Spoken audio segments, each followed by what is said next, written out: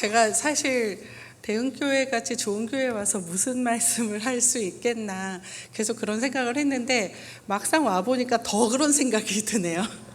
그래서 너무 훌륭하신 부모님들 또 성도님들 계신 곳에서 이렇게 말씀을 나누게 돼서 영광스럽게 생각하고 정말 감사드립니다. 그냥 저는 그 엽서를 이렇게 카드를 보내주셨더라고요. 어떤 기대를 가지고 계신지 성도님들께서 적어주셨는데 거기에 이제 뭐 전문가시고 뭐 이런 말이 있어 너무 화들짝 놀랐어요. 저는 전문가도 아니고요. 그리고 사실 자녀 양육에 전문가가 있겠나 이런 생각을 하는 사람입니다. 그냥 어렵잖아요.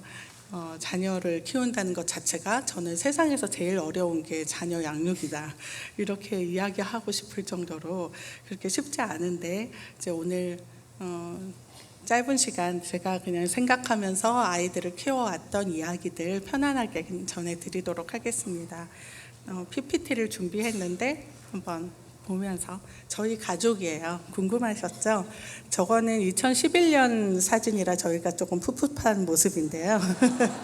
제 음반에 들어가는 사진을 저희 집 앞에 현관문 앞에서 그냥 찍은 겁니다. 큰 아들이 둘째고요. 저와 이제 목사님 사이에 있는 아이가 큰 딸이고, 그러니까 딸, 아들 이렇게 밑에 두 아이가 입양된 아이들인데 저희 집에 둘 다 11개월 때 왔어요. 그다음 네. 죄송합니다. 이거 잘못 눌렀네요. 이 사진은 이제 드디어 저희가 6명 가족이 되었던 해에 성탄절 날 찍은 거예요. 그래서 막내가 제품에 안겨 있고 이 당시에 큰 아이들이 중학교 1학년, 중학교 3학년이었습니다.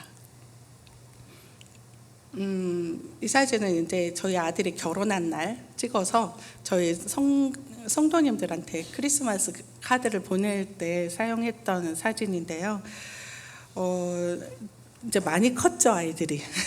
2021년 아까 맨 처음에 보신 것보다 10년 후의 사진인데 보실 때 제일 왼쪽에 있는 아이가 막내예요. 그리고 오른쪽 끝이 셋째이고, 그래서 저 때가 중학생, 고등학생 한참 질풍노도의 시기여서 양복 입혀놨더니 이렇게 팔도 길게 빼고 막 이렇게 손도 안 보입니다, 사진에. 그래도 이제 가운데가 며느리고요. 이제 이게 마지막 아이가 이제 태어나서 저희 가족이 이렇게 늘어났는데 이제 최근 사진이에요. 아까도 목사님께서 언급하셨지만 막내가 난독증이었어요.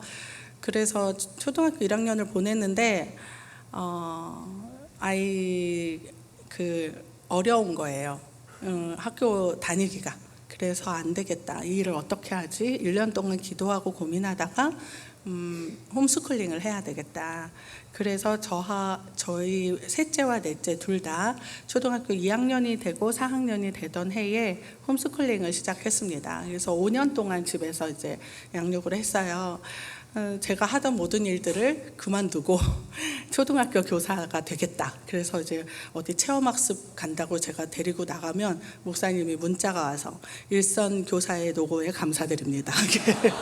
그래서 저희들이 즐겁게, 그러나 즐겁지만은 않은 것이 난독증이라는 것이 사람들이 조금만 이해를 못하거나 글자 읽는 게 조금 더디면 난독증인가 봐 뭐 이렇게 쉽게 말하지만요, 사실 톰 크루즈, 에디슨 다 난독증이었는데 글자가 뒤집어져서 보이기도 하고 저희 아이 같은 경우는 글자가 여러 개로 겹쳐 보이고 움직이고 이러니까 글자를 다 아는데도 불구하고 그 순간 갑자기 그런 증상이 나타나면 읽을 수가 없는 거예요. 그러니까 학교 공부를 따라갈 수가 없는 거죠. 그러다가 자존감까지 떨어질 것 같아서 결단을 하고 집에서 이제 양육을 하는데, 미국이나 영국은 난독증이 일찍 발견이 되었고 영어 같은 경우는 규칙이 굉장히 변칙이 많잖아요. 그래서 그들은 벌써 연구해서 무슨 시험 볼 때 시간을 좀 추가해서 준다든지 녹음해서 문제를 들려준다든지 이런 것들이 있는데 우리나라는 아직 연구가 되지 않았었어요. 얼마 전에 이제 교육청의 조례가 통과되어져 있고 그런 상황이라서 지금 연구되어지고 있는데, 저는 벌써 그 전에 우리 아이가 그런 증상이니까 이걸 어떻게 하지 하면서 혼자 나름대로 기도하고, 하나님 어떻게 가르치면 될까요? 이렇게 하면서 인내하고 했는데, 너무 감사하게 제가 썼던 방법들이 먹혀가지고요, 이 아이에게. 그래서 5학년 때 겨우 구구단을 하고 한글을 읽게 됐고, 그게 읽고 나니까 이게 지능과는 상관이 없는 거기 때문에요, 이해가 빨리 되는 거예요. 그래서 6학년 때 검정고시를 패스하고, 그리고 대안학교에 한 4년 다니다가 지금 다시 집에서 공부하고 싶다 그래서 지금 고등학교 2학년인데요. 집에서 검정고시 공부해서 요번에 패스를 했어요. 그래서 벌써 고졸이 되었네요. 저는 초등학교 4학년 수준이면 이 세상을 살아갈 수 있으니까 이 아이를 고3까지 고등학교 3학년 수준으로 키우겠다, 이런 목표로 인내하려고, 제가 상처 안 받고 인내하려고 그렇게 해왔는데, 하나님이 은혜 주셔서 고졸을 했다는 것이 저희는 이제 너무 감사하죠. 그래서 그 아이는 지금 아주 밝고 자신감 넘치게 살고 있습니다. 그리고 저희가 입양한 것도 굉장히 궁금하실 것 같은데요. 미국에서 저희가 살 때 저희 살던 동네가 홀트 아동복지 본부가 있었습니다. 그래서 입양한 가족이 너무 많은 거예요. 근데 미국인들이 다 백인들이 동양인도 입양하지만 아프리카 아이들도 입양해서 가족들이 피부색이 다 달라요. 그러면 그들은 저절로 공개 입양이 되잖아요. 뭐 공개 입양을 하니 안 하니 고민할 필요가 없어요. 그냥 입양했구나를 그냥 알 수 있는데, 그런데 그 크리스찬들이 아이들을 너무나 잘 키워서 그 아이들이 저희 같은 유학생들 집에 어려움이 생기거나 아기를 낳거나 이러면 그 입양한 한국인 아이를 데리고 와서 도와주는 거예요. 그리고 그 아이들에게 부채춤, 용왕놀이 이런 것들을 한국 선생님을 찾아다니면서 가르쳐주고, 너희들은 한국 아이들이다. 그러나 하나님이 우리에게 보내주셔서 우리 가족이다. 나중에 너희가 성인이 돼서 한국을 찾아갈 수도 있으니 한국의 문화를 좀 배우면 좋겠어. 이런 얘기들을 하더라고요. 저는 너무 충격이었고 너무 미안하고 너무 부끄러워서 그때 하나님께 기도를 했어요. 하나님께서 저에게도 기회를 주신다면 입양해서 한국 아이들이 굳이 외국까지 가지 않고 우리가 입양할 수 있으면 좋겠습니다. 근데 그 기도를 8년 만에 들어주셔서, 미국에선 저희 신분도 재정도 어려웠기 때문에 그 실행을 못 하다가 한국 와서 이제 부산 와서 6개월 되었을 때 우리 가족이 마음을 모아서 입양을 하기로. 그래서 이제 셋째가 왔는데요. 진짜 몸이 약해서 병원을 엄청 많이 다녔어요. 그래서 이 아이를 사람들이 학교는 제대로 다닐 수 있을까? 또 눈도 너무 나쁜데 눈이 너무 나쁜데 인지 발달이 잘 안 돼 있었던 상태라 모든 발육이 늦는 거예요. 그래서 그렇게 어려웠던 아이가 지금 이제 요번에 대학을 갔는데 체대를 갔어요. 그래서 의사 선생님도 사랑이 아이를 키우나 봐요, 이런 이야기를 들려주시니 너무 감사하고 그랬습니다. 그래서 그 아이들을 키울 때 제가 엄청 잘했냐 그렇지 않아요. 그래서 오늘 나누는 이야기들도 제가 성공했던 경험을 하는 것이 얘기하는 게 아니라, 제가 지나고 보니 이렇게 할 걸, 이렇게 했으면 더 좋았을 텐데 하는 것들을 조금 더 나눠드리면 시행착오를 덜 겪으실 수 있지 않을까, 그런 마음으로 준비했습니다. 네, 한번 같이 읽어볼까요? 너희 자녀를 노엽게 하지 말고 오직 주의 교훈과 훈계로 양육하라. 에베소서 6장 4절 말씀인데요. 부모에게 순종하는 게 더 쉬우세요? 아니면 자녀를 노엽게 하지 않는 게 더 쉬우세요? 자신의 부모님에게 순종하는 것과 자녀를 노엽게 하지 않는 것, 어느 게 더 쉬우신가요? 둘 다 만만치 않긴 한데 그런데 어떻게 보면 부모님께는 순종하는 척은 할 수 있을 것 같아요. 그런데 아이들을 노엽게 하는 일은 너무 쉽더라고요. 그래서 성경을 볼 때 그 에베소서 5장 21절에 피차 복종하라는 말씀이 나온 후에 아내들아 남편들아 하면서 부모들아 자녀들아 할 때 그때도 피차 복종이라는 말씀을 쓰시잖아요. 그러니까 부모도 자녀에게 복종을 해야 된다는 거죠. 근데 우리는 그걸 너무 망각하니까 노엽게 하는 이 일이 너무 우리에게 쉬운 일이 되는 것 같아요. 피차 복종하는 것, 순종하는 것이 듣는다는 뜻이라고 합니다. 히브리어 원어로 듣는다. 들으면 지켜야 되는 것. 그러니까 나의 계명을 지키는 자라야 나를 사랑하는 자니라고 하나님도 말씀하셨잖아요. 그러니까 우리가 들으면 순종해야 되는 건데 그게 안 되는 게 우리 죄인들의 모습이고 또 부모들의 모습이라고 생각이 되어져요. 우리 부모가 어떤 사람이 되어야 되는가 보겠습니다. 같이 읽어볼까요? 안정감, 네. 또 예측 가능한 양육자가 되어야 된다. 엄마는 이런 말을 할 거야. 아빠는 이런 말을 할 거야. 라는 게 예측 가능해야 된다는 거죠. 그리고 품어주는 또 어떤 사람이요? 도전을 주는 자극을 하는, 그리고 민감하게 살피고 반응해주는. 너무 어렵죠? 점점 어려워집니다. 일관성 있는 거 진짜 어렵죠? 그리고 달래주기도 해야 되고 용납도 해야 되고 반응 잘해줘야 되고 이런 게 양육자에게 필요한 특성이라고 우리가 굉장히 많이 들어요. 그래서 이대로 잘 되던가요? 너무 힘들잖아요. 그래서 저도 이런 거를 막 생각하니까 머리가 지끈지끈 아프고 막 눈물만 나오고 이 아이가 잘못되면 어떡하지 이런 불안함이 자꾸 생기는 거예요. 그래서 제가 내린 결론은 완벽한 엄마보다 행복한 엄마가 되어야 된다. 행복해지려면 어떻게 해야 될까요? 내가 죄인이고 나는 안 된다는 것을 인정하면 행복해지는 거예요. 오늘 목사님도 말씀 아까 하셨는데 비교하면 우리가 불행해지더라고요. 다른 집에는 이만큼 하는데 우리 애는 왜 아직 안 되지? 아이들이 발육이 부족한 아이가 오니까 저는 큰애들 둘만 키웠으면 제가 엄청 교만했을 것 같아요. 이렇게 하면 되는데 왜 안 하지? 일찍 재우면 되고 불 다 꺼놓으면 자는데 왜 늦게 잔다고 고민을 하지? 막 이랬어요. 근데 그거 아니더라고요. 아이마다 자는 시간도 다 다르고 이거를 훈련하려면 쉬운 애가 있고 어려운 애가 있어요. 그렇다고 훈련을 안 해야 되는 건 아니지만 하기는 하지만 그 아이가 너무 어려워하는 걸 인정해주면 또 아이가 노력을 하려고 할 텐데 왜 안 되냐 이렇게 이제 질문을 하면 이제 곤란해지잖아요. 근데 이제 저는 그런 걸 몰라서 행복한 엄마가 되어야겠다는 걸 깨닫는데 너무 오랜 시간이 걸렸어요. 자기 자신을 인정하지 않아서 그랬겠죠. 그래서 저런 거 다 잊어버리고 여러분이 행복한 엄마가 되어야겠다. 행복한 아빠가 돼야 되겠다. 행복한 선생님이 되어야겠다. 이런 생각을 더 많이 하셨으면 좋겠어요.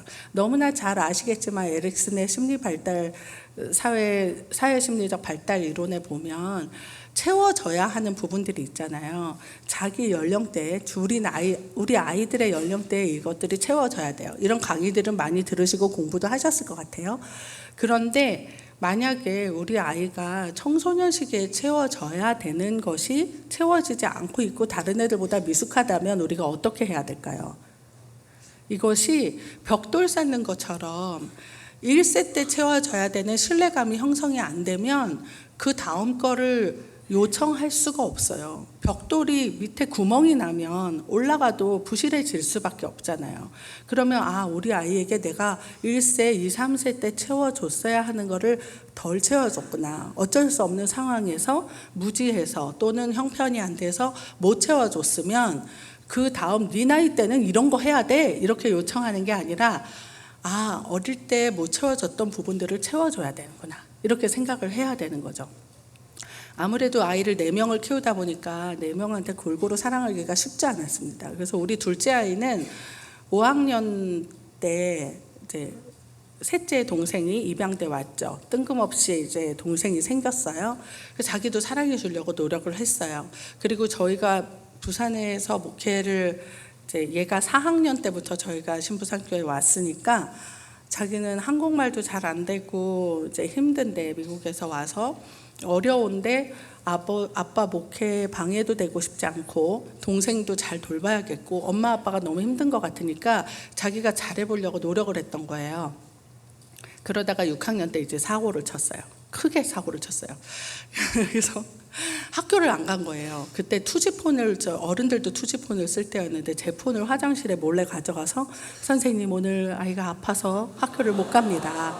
죄송합니다. 문자 보내고 싹 지우고 그거를 일주일을 했어요. 그리고 제 돈을 훔쳐서 PC방 가서 하루 종일 앉아 있었던 거예요. 근데 그러다가 토요일인 거를 깜빡한 거예요. 날짜를 잘못 계산해서. 그래서 토요일은 집에 일찍 와야 되는데 아무리 기다려도 아이가 안 오니까 제가 학교에 전화를 해서 선생님 아이가 안 오는데 혹시 학교에서 심부름하고 있나요? 뭐 이렇게 물었어요. 그랬더니 선생님이 아니에요. 몸은 어떤가요? 막 이러시는 거예요. 그거를 매일 그렇게 했다고. 이걸 이제 저희 아들한테 허락받고 얘기하는 거예요.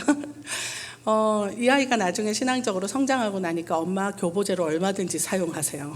그걸 듣고 변화되는 아이가 있다면 저도 기쁩니다. 이렇게 얘기해 주더라고요. 정말 그때는 너무너무 앞이 깜깜했는데 그러면 엄마 아빠가 무엇을 해주기 원하니? 아빠가 부목사님이실 때는 틈내서 저랑 놀아주셨는데 담임 목회를 하고는 집 앞에 광안리 바다도 한 번 같이 가보지 못했습니다.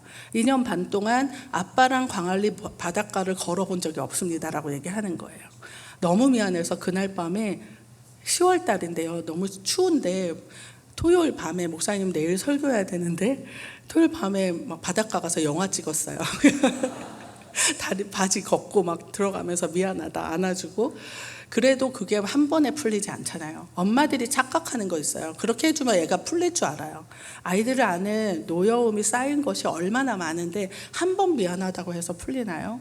그렇지 않잖아요. 그래서 제가 무엇이 또 문제인가 물어봤더니 엄마가 누나는 6학년 때 한국 가서 너무 힘들고 바로 중학교 가서 고생하니까 누나 공부 봐주고, 입양한 동생 맨날 업어주고 안아주고, 걔가 몸이 맨날 아프니까 병원 다니고, 나한테는 관심이 없고, 그리고 엄마는 내가 어렸을 때는 엄마가 디스크로 아파서 나를 별로 안 안아줬는데 난 엄마 맨날 등 아프나 허리 아프나 그것만 걱정했는데 이러면서 펑펑 우는 거예요.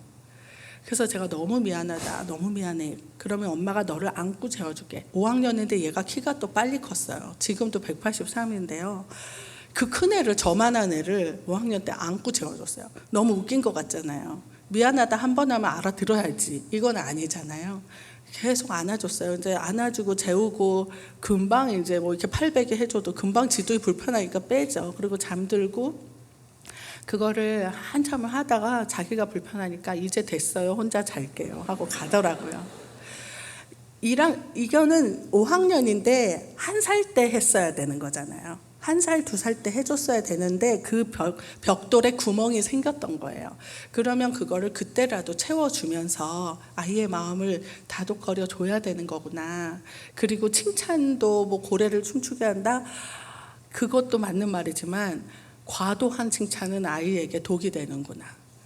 내용이 없는 칭찬은 네가 무엇을 해서 너무 고마워, 너는 정말 이런 면이 훌륭해, 이런 내용이 있는 칭찬을 해줘야 되는데 너는 아름답구나, 예쁘구나, 멋지구나 이런 내용 말고요. 어떤 행동을 했는데 그것이 너무 귀하다라든지, 이 아이가 칭찬받기 원하는, 어떤 아이들은 존재 자체를 칭찬받기 원하지만 어떤 아이들은 어떤 일을 성취했을 때 칭찬받기 원하잖아요. 그럼 그 아이가 어떤 성향이고 무엇을 원하는지를 알아서 칭찬을 해줄 때 칭찬이 춤을 추게 하는 거지, 엄마가 원하는 거 칭찬하고 애는 지금 공부하다가 너무 지쳐서 죽겠는데 아이고 잘했네, 아이고 잘했네, 잘했네만 하는 것은 꼭 칭찬만은 아니죠. 오늘은 네가 힘든 중에 이렇게 공부했으니 너무 고맙고 귀하다, 이렇게 내용이 들어가야 되는데 저는 그걸 몰랐어요. 그래서 이 영어도 못하는 애가,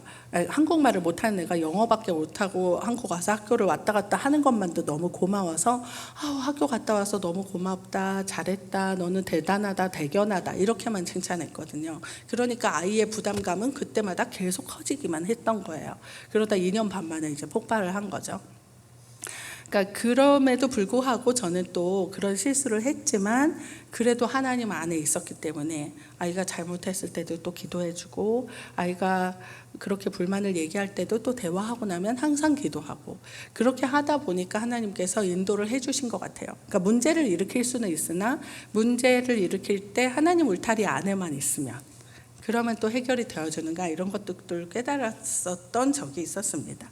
그래서 발달이 늦고 아이마다 다르고 또 저렇게 결핍이 생기는 구멍이 있다 할지라도 내 아이가 다른 집 아이들은 벽돌을 착착 쌓은 집 아이들보다 뭔가 부족해 보이는 면이 있다. 그러면 그 부분을 다시 채워주면 되는 거예요.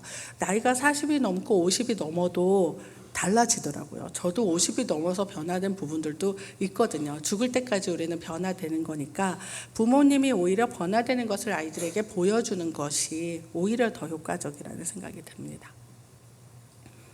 부모님의 인지 왜곡이라는 내용을 좀 가져왔는데요. 우리들이 잘못 생각하는 것들. 자, 읽어볼게요. 나는 모든 것 다 알고 있다고 말은 안 하지만 그렇게 착각하시는 분들이 계시죠. 난 너를 알아. 그 다음 나의 생각은 맞나요? 아니라고 대답은 하는데 아이한테 불쑥 말할 때 보면 그렇게 튀어나올 때가 많죠. 그 다음에 아이에게 부정적인 꼬리표를 붙이는 경우들이 있죠. 뭐라고 하나요? 고집불통이다. 뭐 내가 하던 말은 없나요? 이런 말씀 대흥교회 성도님들은 안 하시는 거죠? 네, 갑자기 조용해지셨는데 이렇게 꼬리표를 달아요. 그냥 애가 이름이 있으면 이름만 불러주면 되는데 꼭 거기에다가 저런 걸 달게 되더라고요. 그거 습관도 우리가 고쳐야 되겠죠. 그 다음에 과잉 일반화, 이거 너무 위험한데요. 늘, 언제나, 맨날, 한 번도, 이런 용어들 어떻게 하시나요? 쓰시나요? 절대로, 뭐 이런 말을 할 자격이 있나요, 우리가? 우리는 일관되지 못한 사람들이에요. 그러니까 부모 양육 뭐 이런 교재들 보면 부모가 일관성이 있어야 된다. 이 글을 읽을 때마다 얼마나 짐이 되는지 몰라요. 일관성이 없어요. 우리는 있을 수가 없어요. 그렇지만 노력을 해야 되고 저런 단어들부터 쓰지 않아야 되겠죠. 지금 자녀들도 같이 있는데 막 속으로 막 생각하고 있나요? 우리 엄마 저 말 쓰는데 그거 쓰지 말라고 해야지 막 이렇게 그렇게 하면 안 되고요. 나는 안 써야지 이렇게만 생각해 주세요. 그 다음에 비관적인 방향으로 자꾸 비판적으로 과장을 하는 경우들이 있죠. 제가 읽고 싶지 않아요. 눈으로 보세요. 이런 말 안 하고 싶은데 하게 되잖아요. 왜냐하면 우린 그렇게 들어왔으니까. 듣고 배운 거예요. 그러니까 부모님들한테 뭐라고 할 수 없는 게 부모님들도 그렇게 듣고 배운 피해자예요. 그래서 우리가 다 약한 거죠. 어렵거든요. 듣고 배웠으니까. 저는 입양하고 사실 우리 집에 오면 애들이 잘 클 줄 알았어요. 저희 큰아이들이 그래도 사고를 치기도 했고 뭐 왕따도 당해보고 이런저런 사건들이 있었으나 그래도 괜찮게 자라주고 있었으니까 우리 집에 오면 우리가 사랑으로 품어주고 매일 기도하고 말씀으로 양육하면 잘 클 거야 이렇게 생각했는데 그게 마음대로 안 되는 거예요. 난독증도 그렇지만 건강하지 않고 정서적으로 또 불안해하고 그리고 지능도 생각보다 좀 낮은 것 같고 막 이러니까 제가 두려움과 걱정이, 이 아이가 이렇게 나가다가 사회에서 어떻게 살아남을까? 경쟁 사회 속에서 어떻게 될까? 제 밥벌이나 하고 먹고 살까? 뭐 5만 가지 걱정들이 막 오더라고요. 그럴 때 정말 책을 많이 봤어요. 자녀 양육에 대한 책들을 열심히 봤어요. 근데 저희 큰아들이 엄마가 그렇게 열심히 인터넷을 보고 책을 보고 공부를 한다고 애가 잘 커요? 이러는 거예요. 중학생이. 뒤통수를 한 대 맞은 것 같아갖고 그렇지. 애는 옆에서 빽빽 울고 있는데 요거 하나만 더 보자. 요거 너무 중요한 건데 잠깐만 기다려봐. 얘야 쟤 좀 안아줘봐. 엄마 이거 좀 공부 좀 해야 돼. 이랬거든요. 그러니까 이 아이가 답답하니까 엄마 그럴 시간에 애를 좀 안아줘요. 나 힘들어요. 그러더라고요. 그때 좀 정신이 났어요. 책 한 권 읽은 사람이 무섭다 그러죠. 한 권 읽고 그게 다 답인 줄. 제가 가끔 가다 자녀 양육에 대해서 간증하시는 분들이 아이 둘 셋 키우고 뭐 하버드를 보냈니 어떻게 했니 막 이제 간증하시는 거 들으면 저분이 나았으니까 이런 생각이 들어요. 저분이 나왔으니까 DNA가 일단은 조금 괜찮을 거 아닌가. 그 상태에서 믿음으로 키우니까 또 하나님이 주시는 복도 있었겠지만, 우리 입양한 아이들처럼 뭔가가 부족함이 여러 가지 있는 아이들은 그럼 세상에 어떻게 살아나가라고 저렇게 간증하시나? 이런 거부감이 이제 들더라고요. 제 염려가 너무 크니까 그분은 그분대로 축복해주고 귀하다고 해줘야 되는데 그런 마음이 없어지는 거예요, 자꾸. 그러니까 너무 궁지에 몰리는, 염려가 많아지는 그런 엄마가 되어버리니까 그런 일들이 생기더라고요. 그래서 또 하나님 앞에 늘 회개하게 되고 이제 그랬었죠. 저희 교회에서 이제 저희가 결혼하는 그 커플들에게 결혼 예비 교육을 하는데, 그때 제가 꼭 하는 말이 있어요. 다른 건 다 잊어먹고 강의 내용 다 잊어먹어도 된다. 그런데 딱 하나만 기억해달라 하고 주문하는 게 있는데, 배우자를 배우자. 배우자를 배우자. 좋은 책도 많고 강연도 많고 너무 좋은 내용은 많지만 그거 안다고 우리가 부부 생활을 잘하는 게 아니다. 상대방이, 배우자가 무엇을 원하고 무엇이 필요하고 어떤 변화가 있는지 죽을 때까지 배워야 된다. 우리 남편도 너무 화 안 내고 착한 사람이었는데 갱년기 되니까 화내더라. 이제 이런 얘기를 제가 막 해주면서 계속 그러면 갱년기네? 그러면 내가 또 어떻게 도와줘야 되지? 이걸 연구를 해야 된다는 거죠. 그렇게 얘기를 해주는데, 자녀 양육도 똑같아요. 연구를 해야 돼요. 아이 넷을 키우는데요, 제가 낳았다고 해서 비슷하고 입양해서 다른 게 아니더라고요. 사람들은 저한테 자기 아이도 키우기가 힘든데 어떻게 입양을 하셨어요? 그렇게 질문하는 분이 참 많아요. 입양은 하나님이 마음을 주셔서 한 거고요. 오히려 배 아프고 낳지 않았으니 더 감사한 거죠. 그런데 낳아서는 잘 키우고, 이거는 일단 말이 틀렸어요. 낳았는데 잘 못 키웠고요. 입양했는데도 잘 못 키웠어요. 그냥 애 키우기 힘들어요. 제가 이렇게 대답해요. 사실 그래요. 그리고 아이마다 너무 달라요. 낳은 두 아이도 서로 달라서 얼마나 싸우고, 뭐 먹을래? 맥도날드 갈래? 버거킹요. 이런 거 하나 맞는 게 없어요. 생선 먹을래? 고기요. 그러니까 그래서 저희는 오죽하면 매일 메뉴를 정하기가 어려워서, 월요일은 아빠 날, 화요일은 엄마 날, 이제 수요일은 첫째, 둘째는 목요일, 금요일은 셋째, 막내는 토요일, 그리고 주일은 주님의 날, 이렇게 정했어요. 6식구니까 딱 맞더라고요. 그래서 월요일 날 외식을 하면 아빠가 다 정하는 거예요. 월요일 날 뭐 먹을까를 엄마가 물어보면 아빠가 정하는 거 그냥 먹어야 돼요. 이제 그러는데 이제 막내가 토요일은 외식할 날이 없어요. 우리가 아빠가 설교 준비를 해야 되기 때문에 너무 억울하다 그러더라고. 어느 날 나는 너무 선택권이 없어요. 요일을 바꿔주세요. 이제 이렇게 이제 그렇게까지 하면서 이제 살았는데 정말 너무 달라요. 그냥 한 명 한 명이 달라서 연구를 해야 되는 거죠. 그래서 우리가 그냥 나쁜 말로 연구 대상이야 이런 말 하잖아요. 근데 그런 말은 크리스찬이 쓸 말은 아닌 것 같고, 그냥 내가 이 아이를 연구해야 되겠다. 이 아이는 언제 어떻게 하는 거를 좋아하고, 그러나 이런 훈련을 받아야 되니 우선은 이 아이의 마음을 내가 어떻게 읽어주고 어떤 용어를 써서 어떤 말을 싫어하는지 연구해서 도와줘야겠다. 이런 마음을 가져야 되는 거죠. 자, 한 가지 내용을 또 더 보면요. 울고 있는 아이가 있는데 왜 울까요? 부모님이 관계를 망치는 대화를 하고 있기 때문이겠죠. 이런 대화들이 관계를 망치는 대화예요. 우리가 이런 대화를 얼마나 쓰고 있는지 현실을 좀 파악을 하면 좋겠는데요. 네, 이런 말을 하죠. 이거는 이런 말을 하나요? 네, 들어본 말인가요? 왜 애들이 웃죠? 네, 휴대폰만 보고 있는 부모님들이 자꾸 늘어납니다.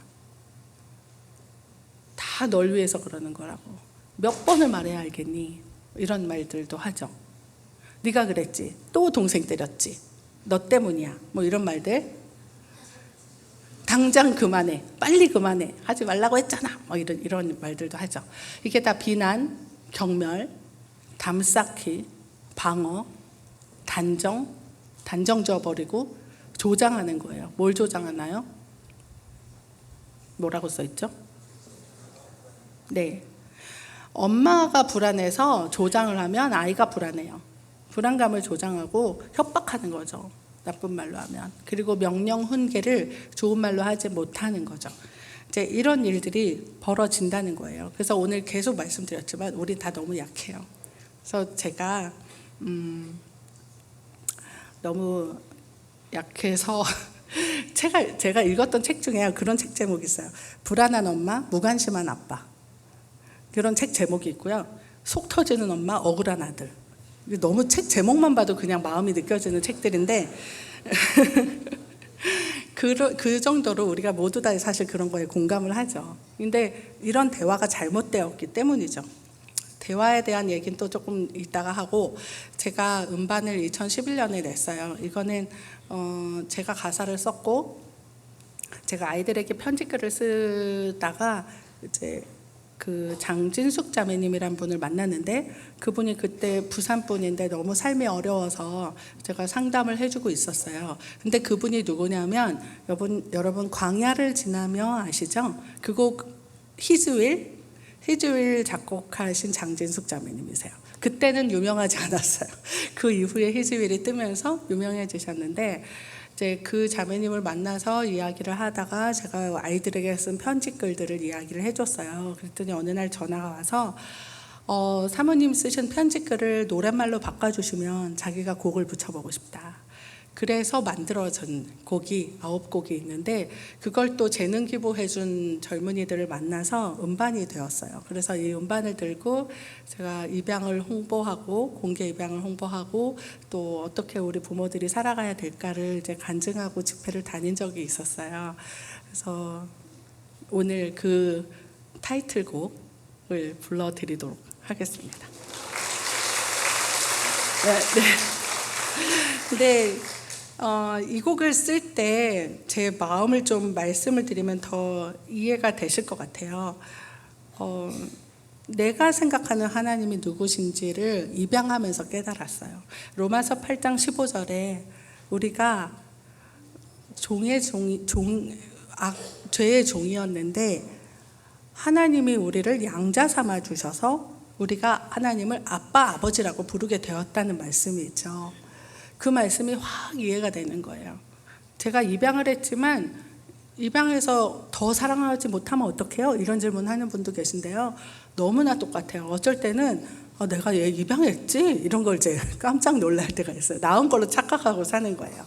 너무 사랑하고 너무 귀하고 그렇게 살아가게 되는데, 그런 마음을 인간인 죄인인 저도 갖는데, 우리 하나님은 우리를 다 자녀 삼아 주셔서 얼마나 우리를 사랑의 마음으로 바라보고 계실까, 이 생각을 하니까 너무 감사하고, 그리고 이 아이가 잘못해도 아파도 저는 이 아이의 엄마니까 그냥 품어주잖아요.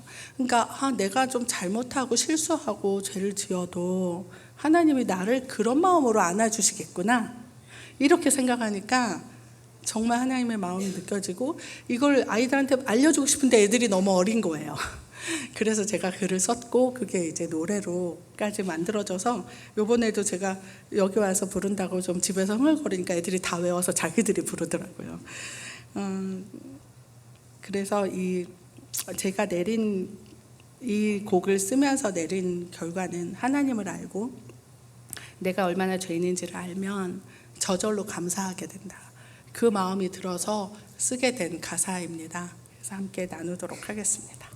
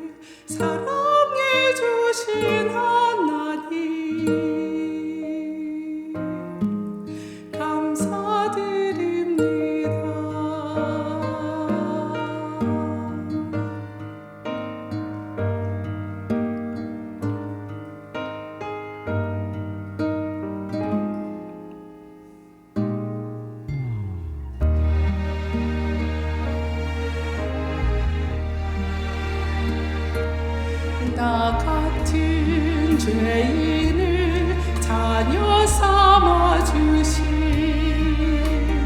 아버지의 마음도 꼭 이와 같을까. 그 아기를 안고 하나님의 마음도 느낄 수 있었죠. 아기가 즐거워하면 내가 기뻐 눈물 나고, 아기가 아프면 내가 대신 아파주고 싶어. 날 위해 기쁨의 눈물, 슬픔의 눈물 흘리시는 아버지의 마음도 이와 같을까. 사랑받을 자격 없는 나를 사랑해 주신 하나님, 사랑할 능력 없는 내게 사랑 주신 헤아릴 수 없는 그네, 헤아릴 수 없는 그 사랑 감사드립니다.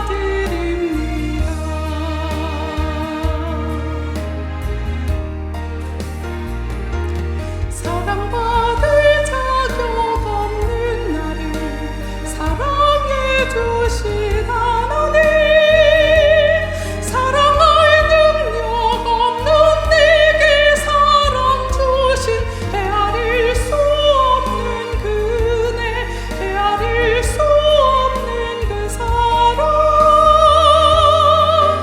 감사드립니다.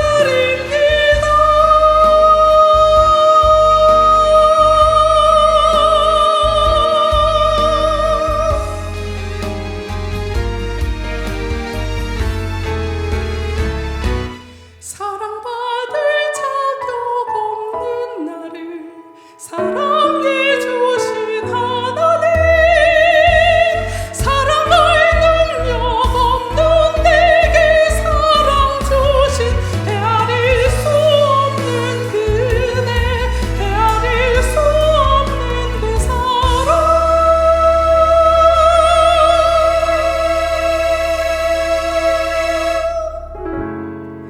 감사드립니다. 사랑받을 자격 없는 나를 사랑해 주신 하나님, 감사드립니다.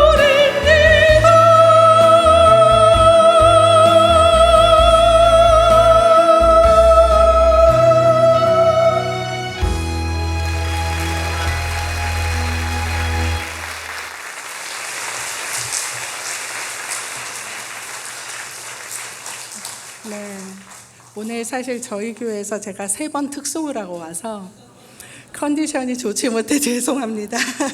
또 말하다가 하니까 쉽지 않았는데요. 가사에 은혜 받으시고, 정말 우리가 하나님 앞에 사랑받을 자격도 사랑할 자격도 없는데 그런 사랑을 받고 감사한 마음만 있으면 우리 자녀들 그냥 잘 키울 수 있을 것 같아요. 네, 그 다음에 내용도 좀 보고, 그러면 어떤 대화가 좋은 대화인지는 다 잘 아시죠? 경청, 수용, 이해하는 것, 그리고 대화의 단계가 있는 것도 잘 아실 거예요. 정말 마음속에 있는 대화들을 해야 되는데, 잘못하면 우리가 정보만 알려주는 뉴스 방송을 집에서 하고 있잖아요. 1단계는 뉴스예요. 오늘 무슨 일이 있었습니다. 이런 사건이 있었습니다. 밥을 먹었습니다. 학교 잘 갔다 왔습니까? 무슨 공부를 했습니까? 이런 거죠. 유태인 교육에서는 오늘 뭐 배워왔어? 오늘 재밌었어? 이런 거 안 물어본다 그러죠. 오늘 무슨 질문을 하고 왔니? 라고 물어본다고 하잖아요. 오늘은 어떤 일이 있었니? 이런 거 물어보는 거. 근데 저는 여기까지만 책을 읽어가지고요, 애들한테 자꾸 질문을 했어요. 그랬더니 애들이 엄마의 질문을 예상하는 거죠. 그래서 영화를 보고 나면 너무 기분이 안 좋대요. 영화 보고 나면 오늘 뭘 느꼈니? 영화 내용이 어떤 교훈을 주던 뭐 이런 걸 자꾸 물어보니까 엄마 제발 그런 것 좀 묻지 말고 즐기면 안 될까요? 이렇게 얘기하더라고요. 그래서 제가 반밖에 몰랐던 거예요. 책 몇 권 안 읽고 정말 무서운 사람이 되었던 거죠. 그렇게 대화하는 게 아니라 아이에게 엄마의 이야기를 먼저 해주는 거더라고요. 오늘 무슨 일이 있었니? 무슨 질문을 했니? 이것도 참 좋지만 엄마는 오늘 하나님 말씀을 아침에 이런 걸 묵상하고 이런 말씀을 따라서 이렇게 살려고 노력했어 라는 이야기를 너무 즐겁고 행복하게 해주는 거죠. 밥상 앞에서. 그러면 아이가 나는 이런 일이 있었어요 라는 말을 언젠가는 하더라고요. 그걸 몰라서 계속 질문하다가 아이들에게 거꾸로 비난을 받는 그런 일들도 있었습니다. 그런 실수를 하지 않으시면 좋겠어요. 그리고 부모님들이 잘못하는 것도 있어요. 요구를 할 때 아이들에게 한 번에 한 개만 얘기해야 되는데 너무 여러 개를 말해요. 문 닫고 들어와서 가방 정리하고 누워 자라. 그럼 몇 가지를 주문한 거죠? 문 닫고 들어와서 가방 정리하고 누워서 자라. 5개를 주문한 거예요. 그러면 아이들의 머리가 돌아갈까요? 뭐부터 해야 될지를 모르는 거죠. 마지막 것만 해요. 그러면 또 혼나요. 엄마 말 똑바로 안 듣고 지금 똑바로 경청하지 않았다고. 사실 부모가 경청을 못할 때도 더 많은데 애들이 이야기해도 엄마는 일하고 아빠는 휴대폰 보고 뭐 서류 보고 이러고 있으면서 영혼 없는 대답을 하고 나중에 딴소리하고 내가 언제 그랬어? 이러는 경우도 많잖아요. 그런데 아이들한테 너무 주문을 많이 하는 거죠. 한 개씩 주문하는 거, 이런 기술들도 특히 저학년 부모님들은 하나씩만 얘기하는 것, 이것도 연습해야 되는 것 같아요. 이것이 제일 제가 오늘 하고 싶은 말인데요. 바람직한 양육 스타일은 확고함 더하기 유연성입니다. 그래서 한계 안에서 자유를 주는 게 너무 중요해요. 우리 너무 엄마 아빠의 성향에 따라 규칙을 많이 제시하는 분이 있고 너무 방치하는 분이 있고 그렇죠. 근데 그런 걸 다 떠나서 한계를 정해주고 그 안에서 아이가 자유를 누리게 하는 것이 하나님께서 우리에게 해주신 거라고 생각해요. 하나님께서도 우리한테 넓은 한계를 주시고 그 안에서 요거는 지켜라 라고 해주시고 선택할 수 있게 자유의지를 주셨잖아요. 그래서 예를 들면 아주 어린아이들 같은 경우에 아침마다 옷 입는 게 전쟁이에요. 특히 여자애들은 이 옷 입을래 저 옷 입을래 이거 마음에 안 들어 막 이렇게 하잖아요. 그럴 때 하루 전날부터 몇 개의 옷을 골라서 이거 중에 뭐 할래? 이런 식으로 음식을 먹을 때 뭐 먹을래? 이렇게 묻는 것보다 뭐 중에 뭐 먹을래? 이렇게 해주는 것이 한계를 정해주고 그 안에서 자기가 선택하게 하는 거죠. 자기가 선택하면 아이들도 거기서 책임감을 느끼게 돼요. 내가 말했으니까 내가 지킨다는. 그래서 선택을 할 수 있게 도와줘야 되는데 우리는 자꾸 윽박지르는 거죠. 그래서 엄마들이 오히려 아이들이 엄마 머리 꼭대기에 올라가서 엄마를 조정하는 경우들이 생기게 되는 거예요. 우리 엄마는 이거를 원하니까 앞에서 척 해주는 아이로 자라게 되는 것. 그래서 확고함과 유연성, 이 두 가지가 정말 함께 필요해요. 그래서 절대로 안 된다, 꼭 해야 한다, 이런 거는 분명히 가정마다 다 있으실 거예요. 저희 가정은 정직, 성실, 배우는 자세, 이 3가지가 아빠가 항상 강조하고 이야기하는 거예요. 그래서 정직하지 않았다 그러면 야단을 맞아야 되죠. 근데 이제 야단 맞은 방법도 이제 좀 잘못해가지고 나중에 회개하긴 했는데요. 정직한 거, 또 성실한 거, 뭐 이런 기준을 정했으면 거기서 벗어나는 것에 대해서는 야단을 치지만 웬만한 거는 또 포용을 해줘야 되는데 엄마 아빠는 기분대로 해, 엄마 아빠 느껴지는 대로 해라고 느끼게 되면 그때부터 교육이 안 되는 거니까 이런 규칙들도 있고 그 안에서는 유연하게 네가 선택한 거를 해봐. 근데 저는 욕심이 있어서 이런 거를 배운 다음에 3가지를 이제 선택권을 줬어요. 근데 저는 1번을 했으면 좋겠는 거예요. 그럼 자꾸 글로 유도를 해요. 이게 더 좋지 않니? 뭐 이런 식으로 이제 유도하고 싶은 마음이 이렇게 올라오는 거죠. 근데 그거는 자유를 주는 게 아니잖아요. 제가 제일 안 좋게 생각하는 3번을 선택하더라도 그래 그건 너의 자유야 라고 용납해 줄 수 있는 그런 것들이 필요하다는 거죠. 제가 예배를 정말 소중하게 여겨요. 대흥교회도 정말 예배를 목숨처럼 여기는 교회로 알고 있고, 오늘도 이제 보고 증명을 해주셨어요. 그래서 너무 감사했는데요. 하루는 제가 저희 아버지에게 받은 유일한 선물 시계가 있었어요. 정말 저희 형편이 어렵게 자라서 그 시계가 너무너무 귀했어요. 아버지께 받은 시계. 그래서 그 시계를 우리 아이들도 알아요. 엄마가 저 시계를 얼마나 애지중지 하는지. 그런데 새벽 예배를 가는데, 아이들을 데리고 새벽 예배를 가다가 차에 운전하려고 딱 탔는데 시계가 없는 거예요. 아이들이 엄마 시계 없다, 아까 차는 거 봤는데 이러더라고요. 그러고 보니까 시계가 없어요. 그러니까 아이들이 엄마 그 시계 너무 중요한 건데 찾으러 갈까요? 이러는 거예요. 새벽 예배를 지금 출발하면 지각을 안 하지만 그거 찾으러 집까지 갔다가 오면 지각이에요. 그럴 때 제가 아니야, 하나님께 예배하는 게 더 중요해. 그러고 바로 출발을 했어요. 그리고 예배 끝나자마자 애들이, 보통 때는 교회에서 놀다가요 막 이러는 아이들이 빨리 집에 가요, 빨리 집에 가요, 시계 찾아야 돼요 이러더라고요. 그래서 이제 알았어 그러고 왔어요. 시계가 없었어요. 누군가가 들고 간 것 같아요. 없어졌는데 그때 제가 아이들에게 교육을 했죠. 엄마는 정말 그 시계가 너무 중요해. 그러나 하나님께 예배 드리는 게 너무 중요해서 할아버지가 조금 서운하실 수도 있고, 엄마는 할아버지에게 그 선물을 받은 그 추억이 너무 소중하지만 할아버지의 마음도 엄마 안에 있고 그 소중한 추억도 엄마 안에 있어서 괜찮아. 그러나 우리가 예배를 드리는 건 너무 중요하니까 오늘 우리 너무 잘했어 이렇게 얘기해 줬어요. 그 다음부터는 아이들이 예배 늦게 갈래 안 갈래 이런 소리 안 하더라고요. 엄마가 그렇게 중요하게 여기는 시계까지 버려가면서 우리 엄마는 간다. 이거를 합리적인 생각으로 하면 예배는 맨날 가는 건데 한 번쯤 늦으면 어때?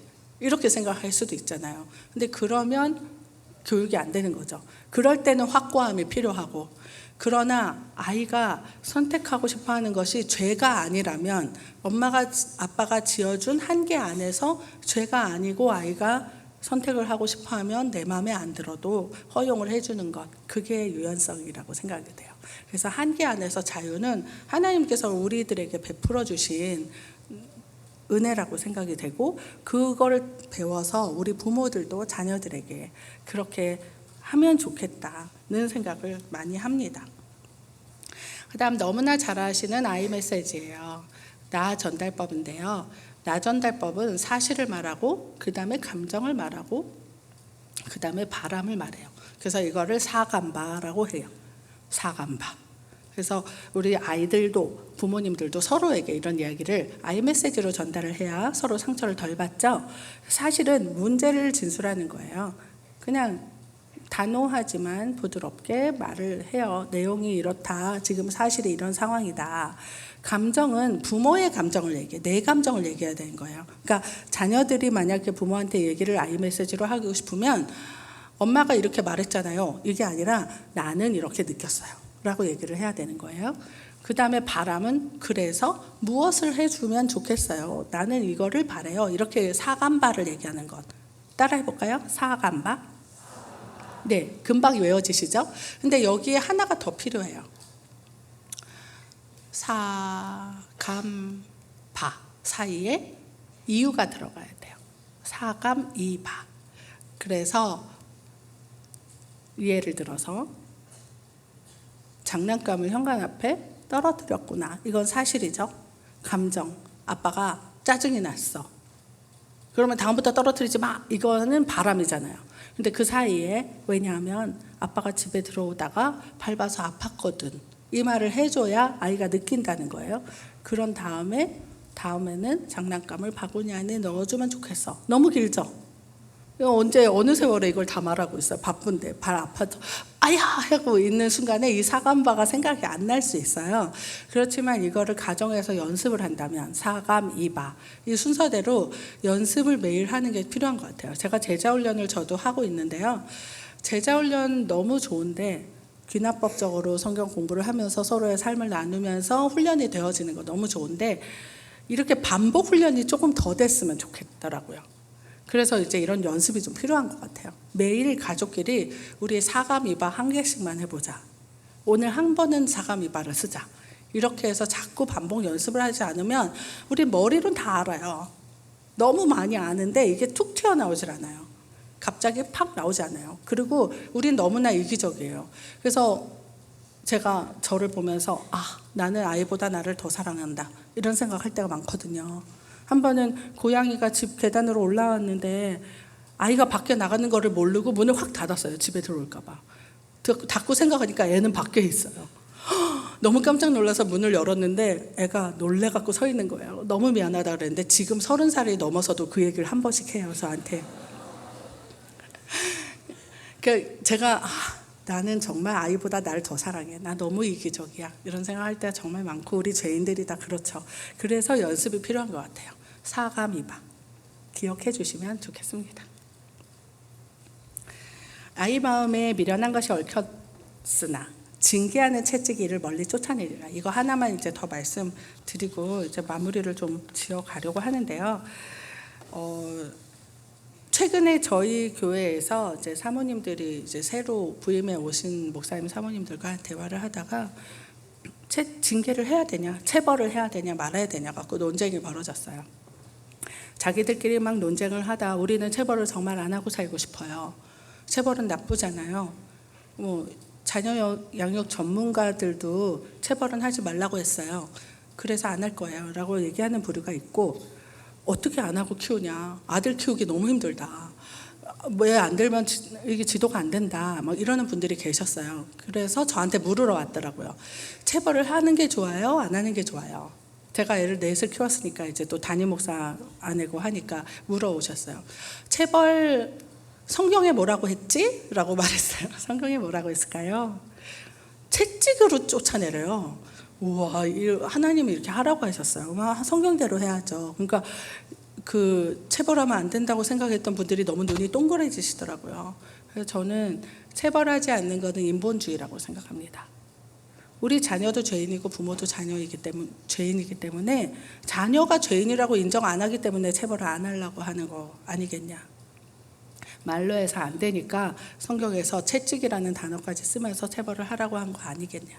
그런데 문제는 아무 때나 체벌하는 게 문제죠. 아무 때나 손이 올라가서 등짝을 막 때리고 이러는 게 이제 문제인 거지, 제대로 체벌을 하면 된다는 거예요. 그래서 그 이기복 교수님께서 매 사용법을 언급하셨어요. 주로 어릴 때 사용합니다. 큰아이들한테는 때리는 것은 좋지 않죠. 그리고 널찍하고 부드러운 매를 준비합니다.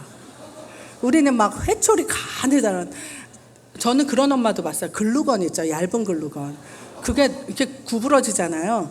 바지에 넣고 다녀도 엄마가 불편하지가 않아요. 청바지에 넣어도 얘가 불편하지가 않고 구부러져요. 근데 그거를 꺼내서 때리잖아요. 엄청나게 아파요. 제가 맞아보니까 그 글루건이 탱 하면서 때리는데 너무너무 아픈데 그걸 들고 다니는 아들 엄마가 있으시더라고요.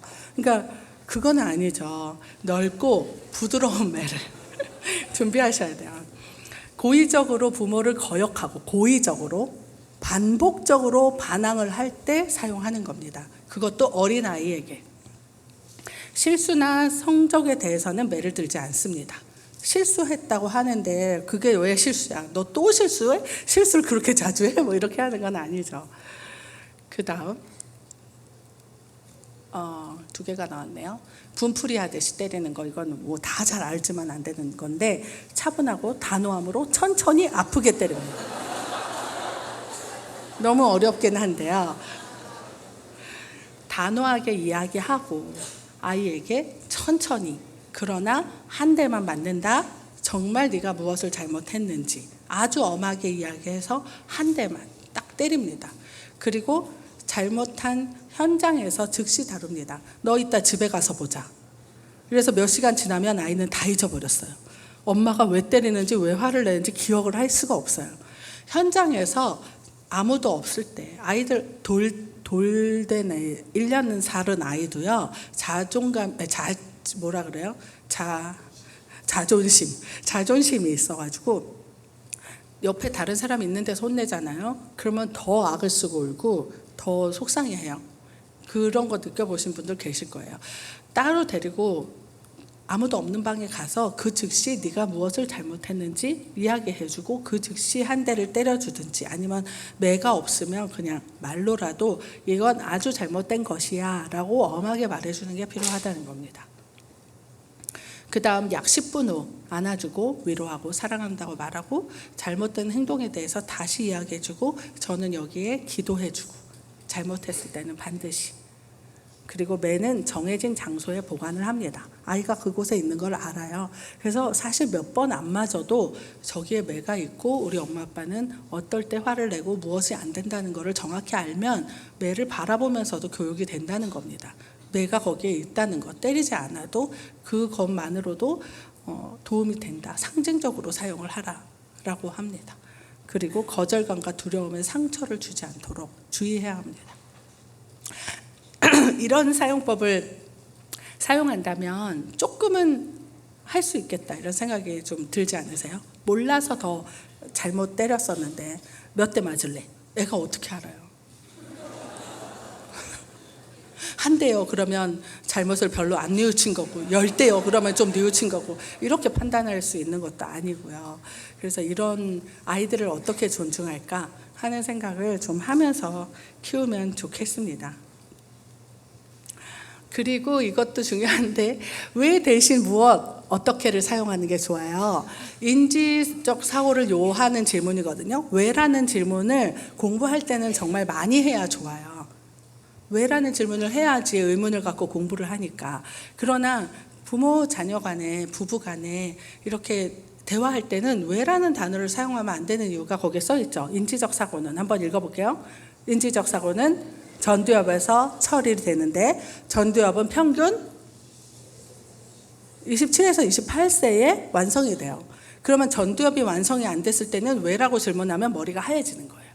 거기에다가 MBTI 많이들 아시죠? NFP 성향을 가지신 분들은 질문 왜라고 들어가면 갑자기 머리가 하얘져요.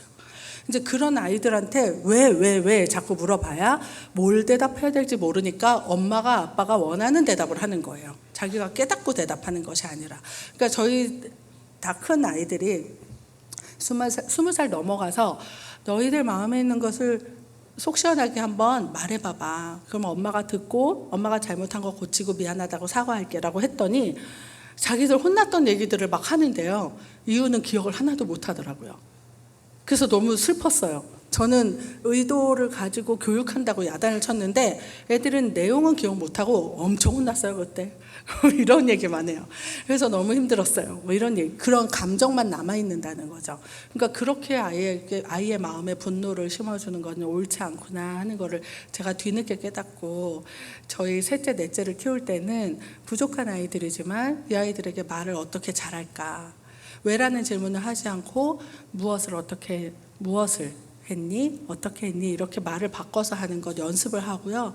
그 연습을 하기 위해서 일기를 따로 썼어요. 제가 하루에 5줄씩 아이만을 위한 일기를 썼어요. 이 아이에게 오늘은 이런 말을 해서 참 감사합니다. 이런 말을 하지 말았어야 되는데, 이런 행동은 하지 말았어야 되는데 잘못했습니다. 이 말은 수정해야 되겠습니다 하는 내용들을 일기를 매일 5줄씩 쓰면서 저를 점검하고 저를 성찰하고, 부모가 바뀌면 아이가 달라지니까. 그러나 또 간혹 부모가 너무 중요하다고 이야기를 하다 보면 꼭 아이의 모습이 부모의 성적표인 것처럼 착각을 해서 너무 슬퍼하고 힘들어하는 부모님들도 계세요. 그러나 그렇지 않죠. 저희들 아이들 4명 다 지금 잘 성장을 했어요. 그런데 신앙 안에서 잘 컸어요. 그런데 그렇다고 제가 다른 집 아이를 키우면 잘 키울까라고 생각하면 그렇지 못할 수 있겠다 생각이 돼요. 왜냐하면 아이마다 다 다르니까.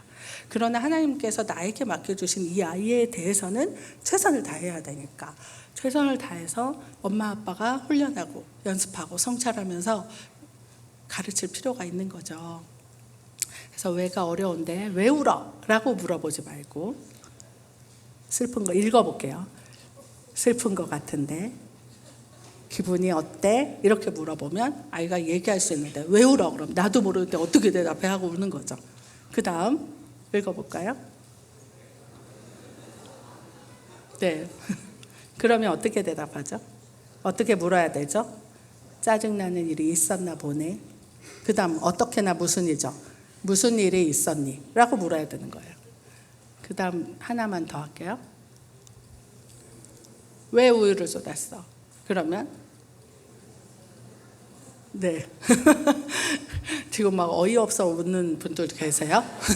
저렇게 어떻게 하고 살아? 막 이런 생각이 이제 들기도 하시는 거예요. 이렇게 한 번 봐갖고는요, 저걸 어떻게 하고 살아? 어느 세월에 우유 쏟았는데 우두두두두 하고 가서 닦아야 되는데, 그렇게 생각하실 수도 있으나 저걸 연습하자는 거죠. 그래서 제가 일기를 쓴 거예요. 매일 5년 일기장이라는 게 있어요. 같은 날에 5년 동안 쓸 수 있도록 만들어진 일기장인데요. 5줄이에요. 그래서 거기에다 계속 썼어요.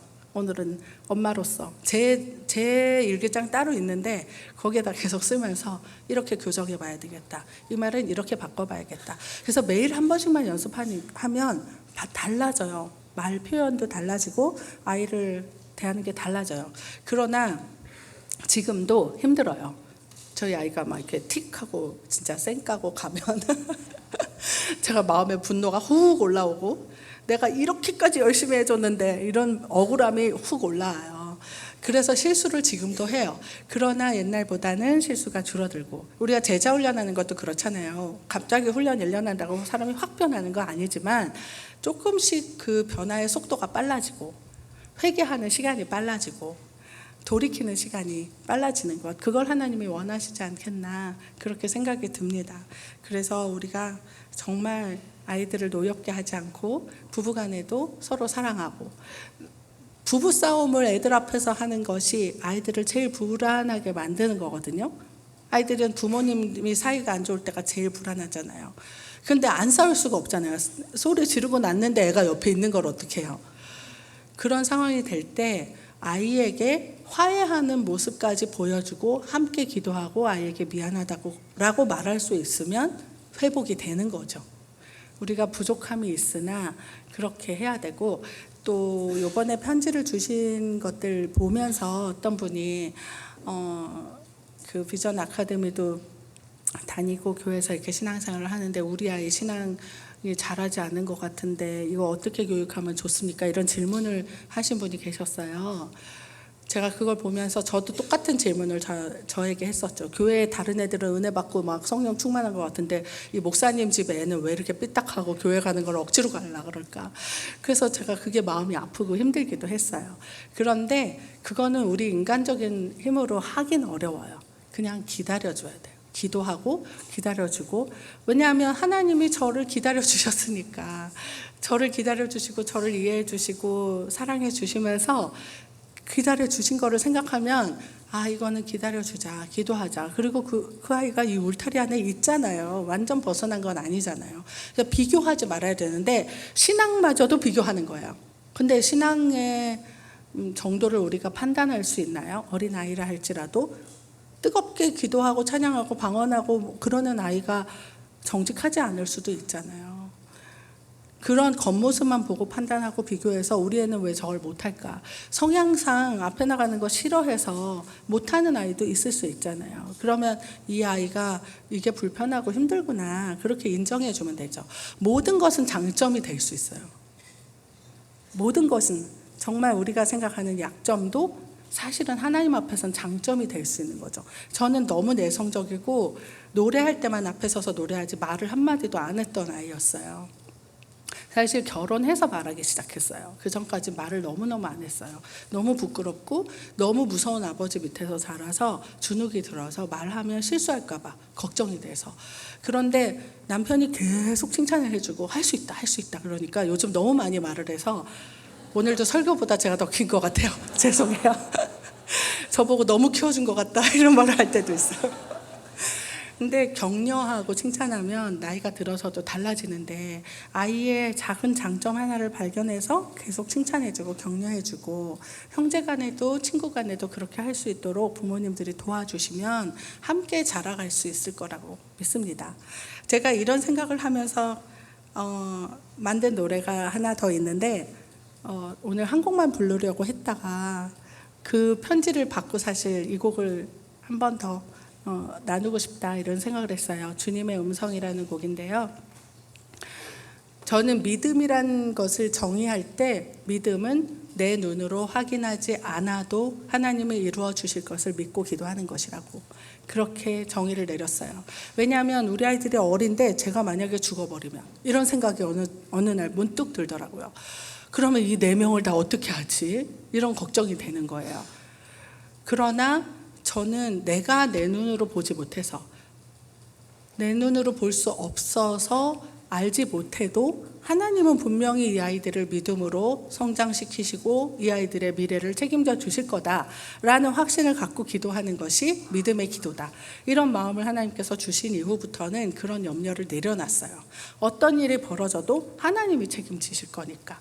그리고 하나님은 나를 사랑하고 이해하고 기다려 주셨으니까. 이런 마음을 가지고 만든 가사입니다. 그래서 마지막으로 나누고 마치도록 하겠습니다.